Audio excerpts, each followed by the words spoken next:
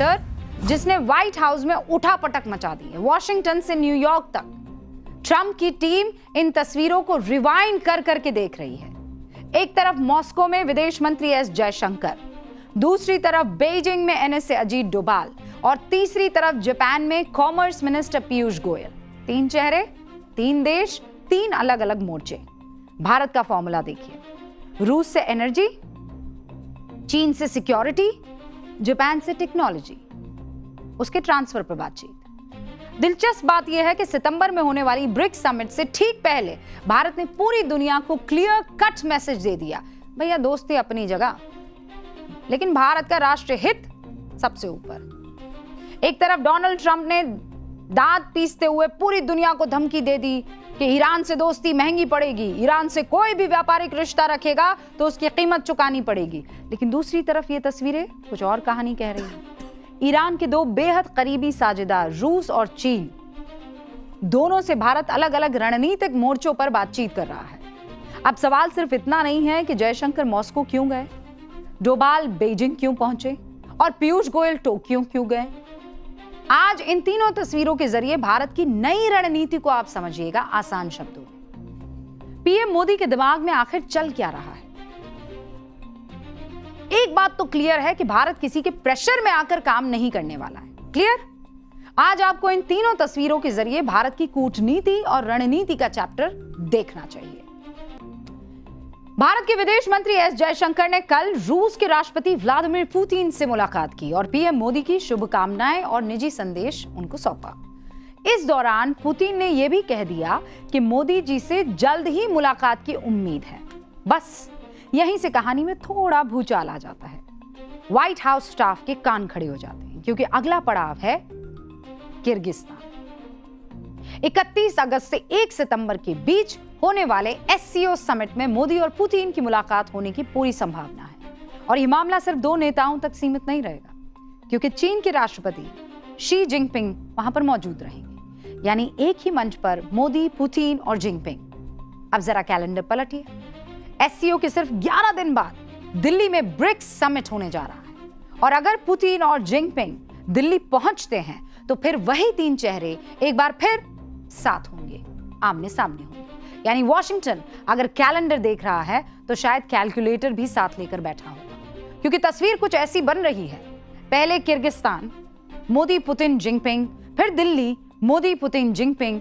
इस पर आगे हम मैं और डिटेल में बात करेंगे, लेकिन कल मॉस्को में जो हुआ उससे ट्रंप की टीम की परेशानी कैसे बढ़ गई है वो बताती हूं, क्योंकि पुतिन ने भारत के साथ व्यापार बढ़ाने का वादा फिर से दोहरा दिया है। भारत और रूस ने 2030 तक आपसी कारोबार को $100 अरब तक ले जाने का लक्ष्य रखा है।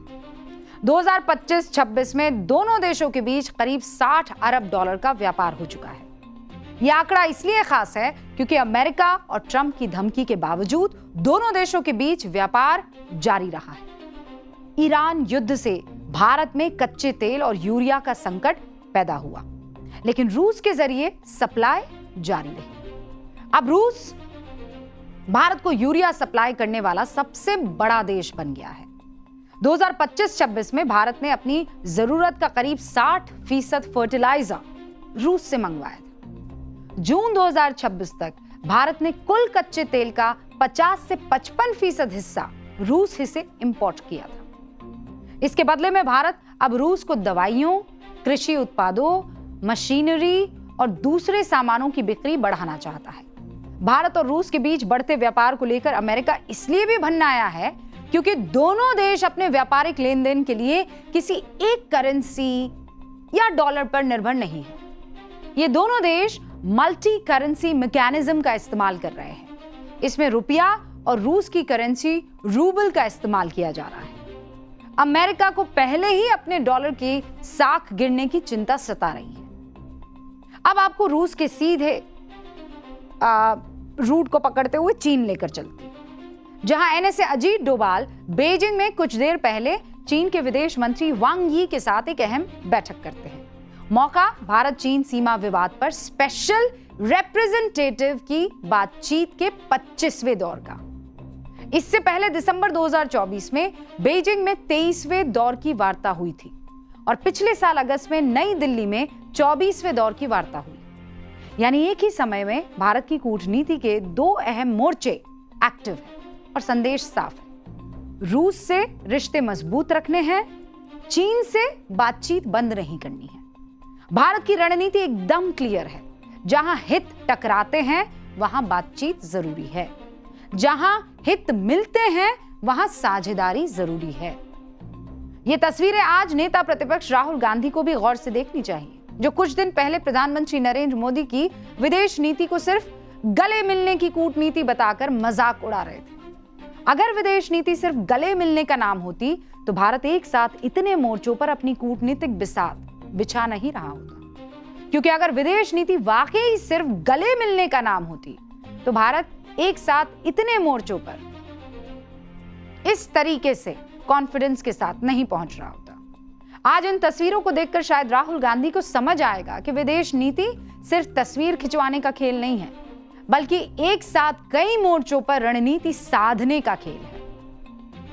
पीएम मोदी ने इस वक्त एनएसए अजीत डोभाल को चीन भेजा है, जब अरुणाचल प्रदेश बॉर्डर पर चीन की हरकतों को लेकर आशंकाएं फिर से तेज हो गई है। याद रहे कि 2020 में गलवान घाटी में हुई झड़प के बाद भारत और चीन अपने रिश्तों को पटरी पर लाने की कोशिश कर रहे हैं। आज राहुल गांधी को यह याद दिलाने का बहुत अच्छा मौका है कि 2020 की गलवान घाटी में जो कुछ भी हुआ था, चीन की हरकत के बाद भारत ने ऐसे सख्त फैसले लिए कि चीन का व्यापार हिल गया, बहुत नुकसान झेलना पड़ा। 2020 की गलवान झड़प के बाद भारत ने चीनी कंपनियों पर कई तरह के प्रतिबंध लगाए, कई तरह के। इन नियमों के तहत चीन से आने वाली कंपनियों के लिए भारत सरकार ने भारत की सरकारी टेंडर्स में हिस्सा लेना मुश्किल कर दिया। बोली लगाने से पहले उन्हें संबंधित सरकारी कमेटी में रजिस्ट्रेशन कराना और सुरक्षा मंजूरी को नेसेसरी कर दिया। इससे चीनी कंपनियां जो हैं, यानी चाइनीज कंपनियां, भारत के करीब 67 लाख करोड़ रुपए के प्रोजेक्ट से बाहर हो गई। पाबंदियां लगाने के कुछ महीनों बाद चीन की सरकारी कंपनी CRRC को 2000 करोड़ के एक बड़े ट्रेन मैन्युफैक्चरिंग कॉन्ट्रैक्ट के लिए अनफिट घोषित कर दिया गया। फरवरी 2020 में भारत ने चीन के खिलौनों पर सीमा शुल्क 20% से बढ़ाकर 60% कर दिया और फिर मार्च 2023 में इसे दोबारा बढ़ाकर 70% कर दिया। इससे चीन से भारत का खिलौने का इंपोर्ट 2020 से 2241 करोड़ रुपए से गिरकर 2025 में सिर्फ और सिर्फ 391 करोड़ रुपए रह गया महज। आपको ये जानकर हैरानगी होगी कि पिछले 7 सालों में चीन से भारत के खिलौनों को इंपोर्ट करने में जो गिरावट आई है वो 70% की है। आपको याद होगा भारत सरकार ने सुरक्षा में डेटा प्राइवेसी का हवाला देते हुए 300 से ज्यादा चीनी ऐप्स को बैन कर दिया था। याद है ना आपको? वो टिकटॉक भी था, उसमें वीचैट भी था, हाँ, यूसी ब्राउजर भी था। ये जितनी भी चाइनीज ऐप्स हैं इनका मार्केट ही खत्म हो गया। हालांकि इस दौरान भारत को भी बहुत मुश्किलों का सामना करना पड़ा, लेकिन राष्ट्रहित के सामने हर मुश्किल को आपको देखना होगा और उसका सामना करना होगा। भारत का हमेशा से क्लियर स्टैंड रहा है, भले ही बाजार बड़ा है लेकिन राष्ट्रहित उससे भी बड़ा है और इसीलिए पीछे हटने का सवाल नहीं है। यही संदेश इस बार भी एनएसए डोभाल चीन लेकर गए।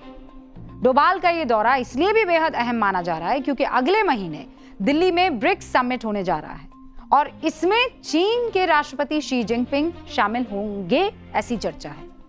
राष्ट्रपति शी जिनपिंग अगले महीने नई दिल्ली में होने वाले ब्रिक्स समिट में शामिल हो सकते हैं।